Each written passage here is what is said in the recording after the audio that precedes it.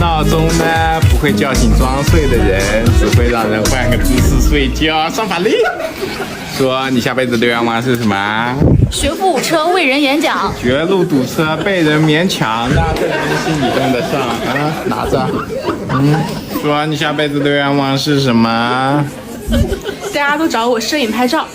大家都找你摄影开炮。这个穿上去，对，这样背起来。这个东西你用得上。说你下辈子的愿望是什么？优雅的做瑜伽。优雅的做鱼虾。优雅。不对，是鱼虾，是瑜伽。抽打鱼虾，潮汕吃法是吧？哎，你下辈子的愿望是什么？游泳啊。